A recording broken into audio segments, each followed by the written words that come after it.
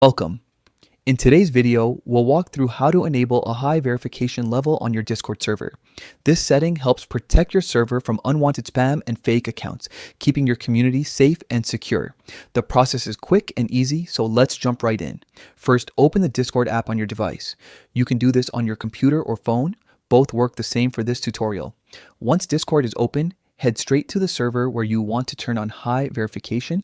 Next, look at the server's name right at the top of your screen. Tap or click on it to open the drop-down menu. From here, select the option that says Settings. This is where all of your server's main configuration options are located.